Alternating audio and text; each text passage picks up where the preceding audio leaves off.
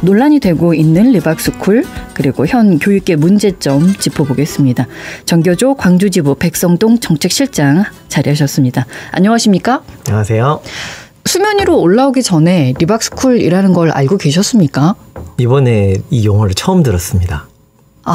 교육 현장에서 이루어지고 있는 일인데도 그곳에 계신 분도 처음 듣게 되는 용어군요. 그렇죠. 이게 알려질 수가 없게끔 구조가 되어 있다 보니 이 단어들을 처음 들었을 때도 이게 뭔가 싶을 정도였죠. 예, 어떤 문제입니까? 근데 이게 리박스쿨 이 이름을 그대로 보면요, 그 이승만과 박정희 이름을 따가지고 이렇게 교육을 기관을 만든 거예요. 이제 겉으로는 이제 이승만, 박정희를 좀 이제 추앙하는 역사를 가르치겠다 이런 교육을 내세우면서 여기에 또 이제 자유 손가락 군대라 해가지고 댓글팀을 좀 운영을 했다고 이렇게 알려지면서 많은 사람들한테 충격을 줬고, 또 이 단체에서 양성된 강사들이 지금 학교 현장에 들어와 있다는 것들을 좀 듣고 굉장히 좀 충격을 많이 받았죠. 그러니까 그게 가능한 일이냐 하는 거거든요. 어떻게 그런 일이 있을 수 있습니까? 학교에 이제 외부에서 들어오는 강사들이 굉장히 많아요. 이제 방과후 학교 같은 경우도 있고, 이 방과후 학교가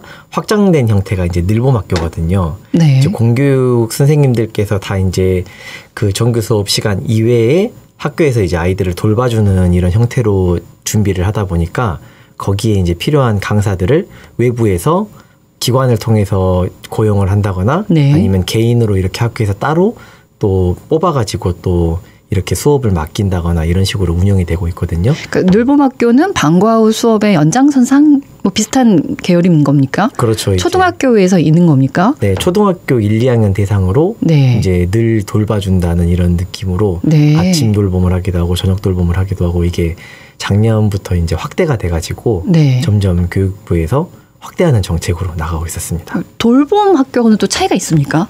이게 사실 정말 그 자세히 들여다보면은 방과후 학교가 부서가 더 많아진 것들, 그리고 이제 지역마다 편차가 있지만 수도권 같은 경우에는 이제 부모님들이 출퇴근 거리가 먼 경우에 아침과 또 저녁 이렇게 돌봄에 사각지대에 놓인 학생들을 좀 학교에서 좀 일찍 봐주고 좀 더 늦게까지 봐주고, 실은 학교에서 붙잡고 있는 거죠. 어떻게 보면은 또 좋은 의도로 시작이 된 거 아닙니까? 이제 맞벌이 부부 경우에는 아이들을 돌볼 시간이 없기 때문에 아침이건 학교 끝난 이후에건 아이들에게 양질의 수업을 제공한다, 뭐 이런 느낌인 것 같은데요. 취지는 그렇지만 실제로는 이 부모님들이 아이들과 더 많은 시간을 보낼 수 있게끔 그분들의 근무 환경을 개선시켜줄 고민을 해야 되는데, 학교에다가 길게 두는 것 자체가 큰 도움이 안 되는 부분으로 계속해서 좀 비판을 좀 해왔죠. 네, 정교조에서는 그런 이야기를 하고 계시고, 오늘은 이제 그 이야기보다는 리박스쿨에 대한 이야기를 좀 더 깊게 들여다보겠습니다.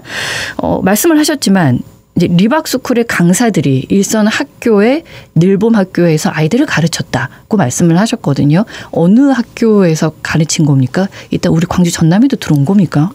오늘 교육부에서 공식 발표가 아까 낮쯤에 나왔어요. 이제 수도권을 중심으로 이 강사들을 파견을 했는데, 광주 같은 경우에도 지금 1명 있다고 교육부 그 조사를 통해 발표가 됐거든요. 이제 어디인지는 뭐 밝힐 수는 없는 상황인 거고, 광주교육청에서도 지금 파악을 하고 있는 걸로 알고 있고, 지금 이 강사의 뭐 프로그램이나 이런 것들에 대해서도 좀 검증을 해야 되지 않을까, 좀 그런 생각을 하고 있습니다. 아직도 수업이 이루어지고 있다는 얘기입니까? 네, 지금 이 강사가 학교랑 직접 1대1로 계약을 하는 부분들이 있고, 이 강사가 이 리박스쿨 관련된 자격증뿐만이 아니라 다른 프로그램 자격증도 굉장히 많이 있기 때문에 근데 이 자격증이 국가 공인 자격증이 아니라 남발되는 거죠. 굉장히 그 중에 하나이기 때문에 이 사람이 이런 리박스쿨의 이런 지침에 따라서 행동을 했다거나 수업을 했다는 거는 지금 실은 했다고 하더라도 밝힐 수 없고, 지금 함부로 또 근다고 계약 해지를 할 수도 없는 상황이고.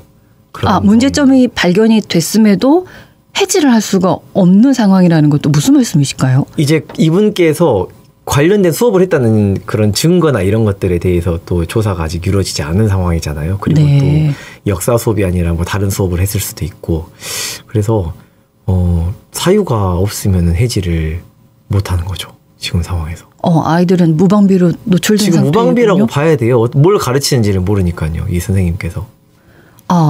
수업을 하기 전에 보통 커리큘럼이 나오지 않습니까? 저는 그렇죠. 뭐 몇 주 차에 걸쳐서 어떤 내용으로 수업을 하겠다라고 하는 거를 뭐라고 얘기를 하죠? 수업안이라고 계획서가 합니까? 나오죠. 네. 강의 계획서가 쭉 나오는데 거기에 완전 자세하게 다 쓰지는 않죠. 아이들에게 어떤 말을 한다 이렇게는 나오지 않고 그 수업 시간에 뭐 주제라거나 예. 그런데 이제 좀 많이 밝혀졌던 게 어떤 게 있냐면은 이제 수도권에서 진행을 했던 이 리박스쿨에서 했던 이 강사들이 했던 수업 내용을 보면은 네. 뭐 마스크 꾸미기 이런 걸 하더라도 거기에다가 뭐 이승만 각하는 뭐 나라를 구했다 뭐 이런 식으로 마스크에다 쓰는 사진들 이런 것들에 대한 제보도 좀 한 번씩 나왔거든요. 네. 그래서 검증을 지금 하기가 교육청에서 어떤 계획을 세우고 있는지는 정확하게 나오지 않아서 좀 지켜봐야 될 것 같습니다. 논란만 되고 있고 진행되고 있는 것은 별로 없다는 광주에서는 말씀이십니까? 없고 이제 수도권에서는 그런 수업 내용들도 이제 불거져 나오고 있죠. 아, 이번 그럼 리박스쿨과 관련해서 문제점은 뭐라고 봅니까? 크게 좀 세 가지로 저는 보고 있거든요. 네. 먼저 지금 이런 그 뉴라이트의 굉장히 극우적이고 편향된 역사관으로 무장한 이런 강사들이 교육부에서 적극적으로 비호를 한 거죠. 그러면서 공교육 현장에 조직적으로 파견됐다는 거. 아, 일단 첫 번째는 교육부에서 응원을 그렇죠. 해줬다는 거군요. 비호를 해줬다는 얘기군요. 네, 늘봄학교를 이제 확대를 하는 과정과 또 여기 이제 뒷대표를 이제 위원으로 위촉한다거나 그런 것들을 했다는 거죠. 네. 두 번째는 늘봄학교의 대상은 아무래도 그 학생들이 저학년이거든요. 1학년, 2학년인데 네. 어린 학생들에게 이런 편향된 논리가 주입된다는 것 자체가 뭐 이런 부분들은 일제 위안부 문제라거나 또 강제 동원에 대한 정당화 그리고 이승만 박정희에 대한 뭐 찬양 이런 것들에 대해서 너무나 어린 학생들에게 이런 역사관이 무방비 상태로 노출되는 거 이게 좀 두 번째 문제로 또 보입니다. 예, 심각하죠. 어렸을 때는 옳고 그름을 구분하기는 쉽지 않지 않습니까? 그렇죠. 좀 주입이 돼버리는 상황이 되는 거죠. 예, 그걸 노렸다고 볼 수도 있겠군요. 마지막 문제는 여기에서 이 강사들이 이제 자유 손가락 군대라 해가지고 자손군이라 해가지고 인터넷상에서 댓글팀을 운영을 하면서 이번 대선에 적극적으로 개입했다는 거. 예. 이렇게 세 가지로 볼 수 있을 것 같습니다. 불법 아닙니까? 불법이죠, 당연히. 그렇기 때문에 예. 지금 압수수색이 들어간 상황이고요. 예.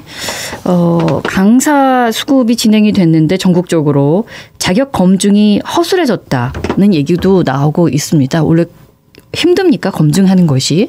체계가 어떻게 되어 있는지요? 이게 강사 개인이 학교에 지원을 할 때는 자기가 가지고 있는 모든 민간 자격증을 다 낼 수가 있게 돼 있어요. 이걸 예. 증빙 서류로. 근데 이런 것들이 자격증을 발급하는 기관도 굉장히 많고 또 어떤 기관 같은 경우에는 진짜 뭐 한두 시간이면 자격증이 발급돼 버리는 이런 인터넷으로 몇 가지 막 따다다닥 클릭만 하면 이런 상황들도 있다 보니까 그런 모든 자격증에 대한 검증이 제대로 이루어지지 않은 거죠. 교육부에서도 거기에 대한 관리를 하지 않은 거고. 지금 이제 리박스쿨의 얘기가 나왔지만 다른 그 어떤 것도 이와 비슷한 상황에 놓여 있다고 볼 수 있는 건 아니겠습니까? 그렇죠. 이 사립기관이라 해야 될까요? 민간기관에서 나오는 자격증들이 너무나 많다 보니까 예. 리박스쿨이 말고도 이제 하나가 나와버렸으니 많은 이 민간기관들에 대해서 당연히 사람들이 의심을 할 수밖에 없는 상황인 거죠. 전교조에서는 어떻게 하면 좋겠다라는 대책을 말씀해 주신 게 있습니까? 네, 지금 저희들이 그 전교조에서 지금 나온 자료들은 학교에 이렇게 들어오는 수업에 이런 외부 위탁 시스템들이 굉장히 많잖아요. 예. 이거를 계속해서 교육부랑 교육청 확대를 하고 있거든요. 근데 공교육 강화를 외친답시고 이렇게 외부 단체들에서 들어오는 수업들을 늘리고 이렇게 검증 안 된 강사들을 많이 이렇게 학교에 보낸다는 거는 예. 그리고 이제 여기에 대해서 프로그램 개발비, 강사비 이런 예산들이 굉장히 많거든요. 네. 그렇기 때문에 공교육을 강화하는데 이렇게 외부 단체들에게 너무 위탁하는 게 아니라 실질적으로 이 공교육을 강화할 수 있는 그런 쪽으로 예산을 더 써야 되지 않을까 그렇게 계속 이야기를 하고 있습니다. 예.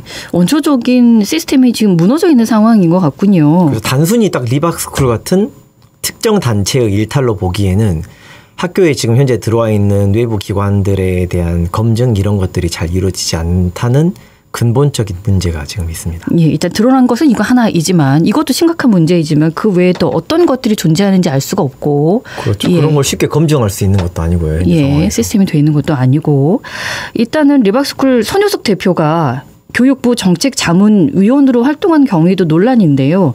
이것은 또 어떻게 보십니까? 이 손효숙 대표가 2024년 작년부터 이제 교육부의 정책 자문위원으로 활동한 경력이 지금 됐는데 네.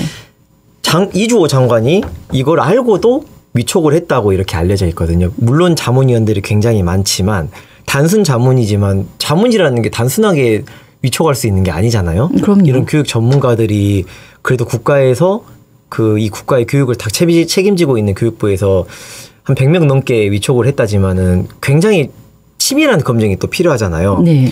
아직 뭔가 이런 이야기를 받지는 않았지만은 분명히 좀 이주호 장관에게도 누군가 지시가 있을 수도 있다는 좀 의혹이 좀 있기도 하고, 그리고 늘봄학교 확대에 대해서 점진적인 확대가 아니라 갑자기 막 학교에 시범 이런 거 없이 다 들어왔거든요. 언제부터 그랬습니까? 작년부터 이제 갑자기 확대를 갑자기 막 하게 된 거죠. 아, 늘봄학교를. 네. 근데 이게 보통 교육 정책을 현장에 도입을 하려면은 좀 시범 사업도 해보고 좀 여기저기 연구도 좀 더 해보고 해야 되는데 갑자기 확 늘려버린 이런 모양새가 있었거든요. 그러다 보니까 너무 교육부에서 늘봄학교를 너무 대놓고 밀어주는 느낌이 굉장히 강했던 거죠. 아, 왜일까? 이런 의심도 이제 드는 거고요. 그러다 보니 이 늘봄학교 확대와 리박스쿨의 강사들이 파견되는 이 과정에서 이제 대놓고 밀어주기 이런 거 아니냐. 이런 느낌이 드는 거죠. 일단은 이제 의혹인 거고. 그래서 지금 수사가 진행되고 있지 않습니까? 지금 대표는 이제 활동을 영원히 접겠다고 하고 또 경찰에 출석하고 수사에 또 협조하겠다고 하고 있어가지고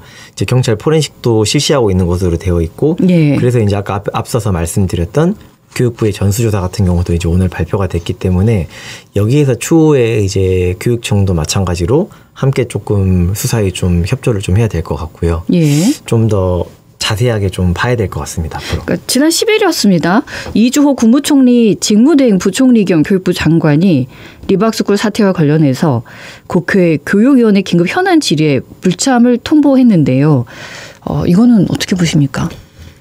네, 지금 거기에 출석하지 않을 때 이주호 장관이 사유를 이제 올렸을 때 여기에 대해서 앞으로의 정책 수립과 집행에 앞으로는 관여를 하지 않잖아요. 어쨌든 지금 정권이 바뀌었으니까 교육부 장관도 바뀌겠죠, 무조건. 근데 이런 상황에서 여기에 출석하는 게 어렵다. 이렇게 지금 답변서가 되어 있는데 지금 근데 국회에서 질의해서 이주호 장관을 출석시킨 이유는 앞으로의 정책에 대한 문제가 아니라 과거에 한 문제에 대한 거잖아요.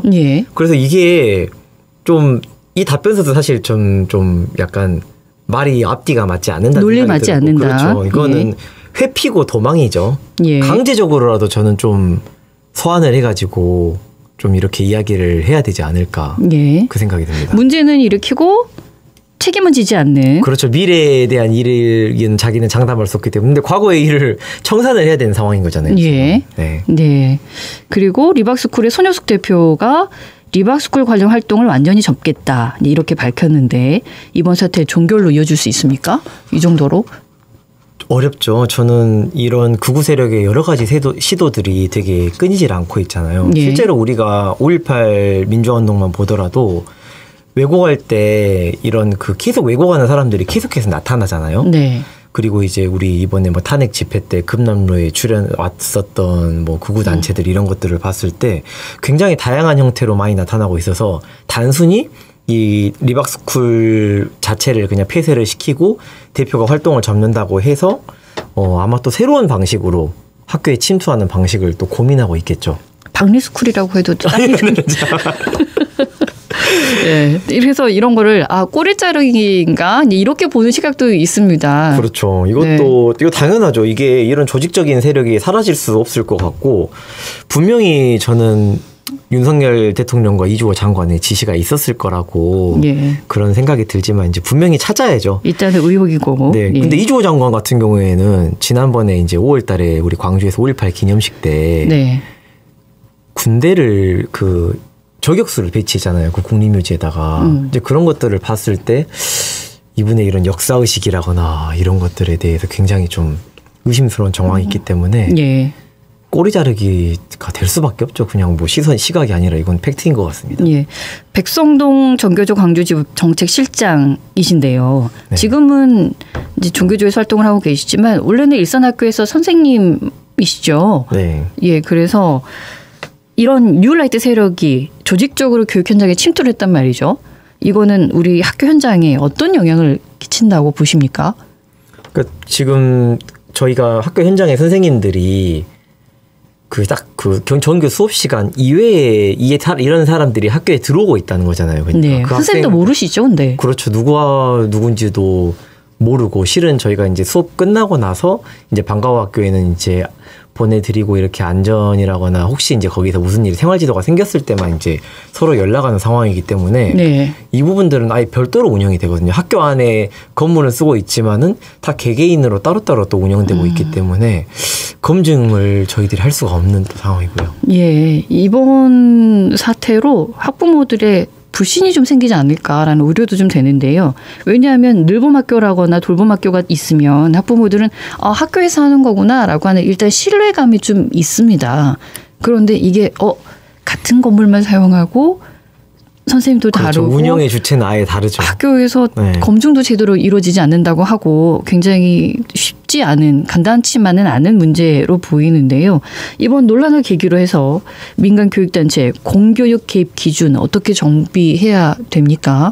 앞서서 말씀드렸던 것처럼은 그냥 확실하게 국가에서 자격을 주는 이런 교사 정원을 확대를 한다거나 이렇게 해서 외부의 이런 단체들에 위탁하기보다는 조금 더 공교육 확대를 하고 그리고 이제 교실도 조금 더 여유 있게 만들어 주면서 학교 현장의 주체인 교사들의 선생님들은 이걸 반대했거든요. 방과후 학교 확대라거나 늘봄학교 확대에 대해서도 계속 반대를 했는데 반대하셨던 이유는 뭔데요? 무엇보다 이제 그 공교육의 강화가 아니라 다 이렇게 외부에 이렇게 맡겨버리고 또 학교의 학생들이 이렇게까지 길게 밤까지 이렇게 아침 밤 이렇게 계속 위탁하는 것들이 아니라 근본적으로 우리는 이 돌봄의 개념을 가정의 아이들을 또 보낼 수 있게끔 근무 환경을 노동 현장에서 바꿔주고 여기에 초점을 둬야 되는데 일단 학교에서 다 맡겨두면은 안전하다고 이렇게 생각했던 의식이 굉장히 팽배했던 거죠. 예. 하지만 학교가 또 결코 안전하진 않거든요. 최근에 우리 대전에서 학생 사망 사건이라거나 여러 가지 일들이 생긴 걸로 봐서는 아무래도 가정에서 학생들과의 가정에서 부모님과 아이들이 만나는 시간을 더 많이 확보해 주는 게 맞다 이런 주장을 했던 거죠. 현실적으로 그게 어려우니까 현재로서는 네. 예. 그리고 교육의 질도 담보하기 어렵기 때문에 아마도 일선 학교 선생님들은 반대하지 않으셨을까라는 좀 생각이 듭니다. 그러면 이제 일단은 개입 기준을 어떻게 해요? 나라에서 전체적으로 다 관리를 해야 된다. 그러니까 어렵습니까? 그 검증이 너무나 그 자격증 발급하는 업체들이 많잖아요. 제가 몇 군데 좀 이번에 이런 사태들이 벌어지고 나서 이런 그 자격증 발급해 주는 데 있잖아요. 막 어떤 지도사 뭐 그런 것들. 인터넷 홈페이지 가가지고 보니까 뭐 한두 시간 교육만 그냥 뭐 클릭만 해도 자격증 발급 비용만 내면 딱 나오는 걸 보면서 이렇게 민간 자격증 발급이 절차가 굉장히 쉽구나. 네. 예. 알겠습니다. 이것 또한 우리 먹는 음식에 뭐 케이스 마크 있는 것처럼 나라에서 주는 이런 게 있어야 믿고 선생님께 아이들을 맡길 수 있지 않을까라는 좀 생각도 드는군요. 알겠습니다. 또 다른 문제 한번 짚어보겠습니다. 윤석열 정부 때 추진했던 AI 디지털 교과서 학기 말을 앞둔 지금까지도 지금 현장에 안착하지 못하고 있다고 하는데요. 이게 그러니까 올해 3월부터 도입이 된 겁니까? 올해 3월에 원래는 전면 도입을 하려고 했는데 작년에 워낙에 반대가 드세다 보니까 일단은 교육 자료라 해가지고 학교에서 선택을 할 수 있게 만들어줬어요. 지금 보면은 그 윤석열 정부가 추진한 교육 정책 중에서 가장 핵심으로 볼 수 있는 게 방금 말했던 앞에서 늘봄학교하고 이 AI 디지털 교과서거든요. 여기에 엄청나게 많은 예산을 수입을 했습니다. 그런데 공통점이 뭐냐면은 준비 기간 없이 바로 전면 도입해버리려고 했다. 그러니까 굉장히 많은 예산을 투입하기 때문에 충분한 검토 기간이 필요한데 그걸 못하고 바로 그냥 전면 도입을 하다 보니 현장의 반발이 컸던 거죠. AI 디지털 교과서라고 하면은 쉽게 말하면 우리 아이들이 책 대신에 태블릿을 보면서 거기에서 이제 학생들이 개별적으로 이제 여기 과제 같은 거 하면은 이게 수업을 하는 거죠. AI가 분석을 하고 그걸 선생님이 보면서 뭐 개별 맞춤형이라거나 뭐 이런 것들을 할 수 있다는 게 AI 디지털 교과서의 취지죠. 그런데 안착 못했고 당초 기대하고는 다르게 이것도 문제점이 많이 발생하고 있어요. 그렇죠. 개발되지 않은 상황에서 샘플도 이제 준비가 막 자기들도 전면 도입을 갑자기 하다 보니까 출판사에서 제대로 된 샘플을 내놓지도 못하고. 예. 근데 지금 상황에서는 전면 도입이 아니라 또 학교에서 선택하게 해주니까 선생님들은 당연히 선택을 안 하죠. 왜냐하면 교육적 효과가 과연 아이들한테 이렇게 태블릿 쥐어주고 하는 것들이 예. 초등학교 3, 4학년부터 도입을 한다고 하는데 이게 맞냐 이런 얘기를 하면서 그러다 보니까 이제 도입되지 않아서 개발한 출판사에서는 이미 교육부에서 돈을 막 이렇게 왔다 갔다 해야 되는데 예. 지금 뭐 도산될 위기에 처했다는 얘기도 있고 교육부를 상대로 소송을 하겠다는 얘기도 있고요. 예, 네. 교사의 입장에서는 대부분 찬성하지 않고 학부모도 찬성하지 않는 입장이 많던데요. 그렇죠. 그러면 좋아하는 데는 어느 쪽입니까? 교과서 이제 개발 업체라거나 네. 혹은 이제 여기를 주도했던 정부 관료들이라거나 뭐 예. 그런 상황들이 되겠죠. 네. 예, 학교 현장 입장 지금 어려운 점이 많이 있을 것 같은데요. 어떤 목소리들이 나오고 있습니까? 제일 큰 거는 예산 문제입니다. 학교에서 예산이요? 네, 이제 그 초등학교 교육 현장에 늘봄과 이 디지털 교과서 자체에 돈을 너무나 많이 투입을 하다 보니까 네. 나머지 뭐 복지, 학습 지도, 교육과정 편성, 학교 행사, 학부모의 뭐 학생의 이런 예산이 다 감액이 됐어요. 그러니까. 정작 넣어야 될 곳에 예산을 빼서 늘봄과 AI 디지털 교과서에 넣었군요. 그렇죠. 워낙에 또 AI 같은 경우에는 개발 비용도 엄청 많이 들고 늘봄 같은 경우에는 학생이 적든 많든 일단 강사들 강사비가 굉장히 많이 책정되어 있거든요. 예. 그러다 보니까 이제 다른 데 쓸 돈을 줄여가지고 다 거기다가 이제 몰빵한 거죠. 원래 정해져 있는 예산 안에서 그렇죠. 분배가 달라지는 거군요. 저희가 이제 그 행정이라는 게 그렇잖아요. 예산이 예. 한정되어 있는 데서 어떻게 효율적으로 또 더 필요한 곳에 쓸 수 있느냐인데 그런 것들을 깡그리 무시한 상황인 거죠. 예. 광주시 교육청에서는 어떻게 대응하고 있습니까?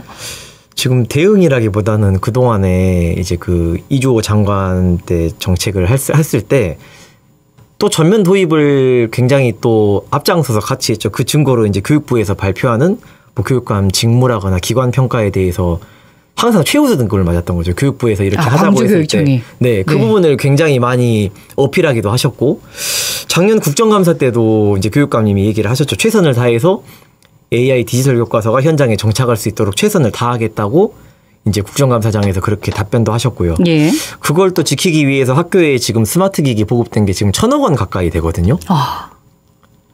엄청난 돈이에요. 이게 학교 현장에서 이 태블릿 노트북을 맨날 쓰는 것도 아니고 여전히 방치되어 있다는 이야기도 좀 심심치 않게 나오고 있고요. 예. 네. 아, 단순한 학습 자료 넘어서 정식 교과서로 가능하려면 내용의 질이나 활용의 안전성 모두 확실해야 될 텐데요. 이게 가능하겠습니까? 지금 멈추긴 멈춰야 되거든요. 아, 이거는 멈춰야 된다. 잠깐 멈추고 내용의 질과 활용의 안정성을 만들어 갈 수 있는 뭐 시범 기관과 뭐 연구 학교와 이런 것들이 충분히 이루어야 되거든요.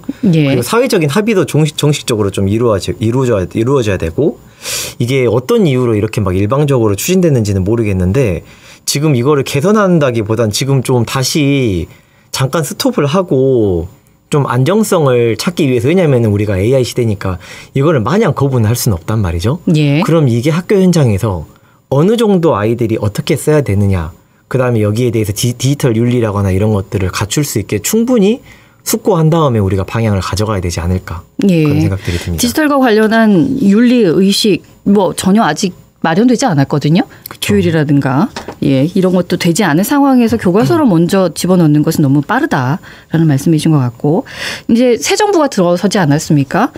교육 정책 방향 어떻게 가야 되겠습니까?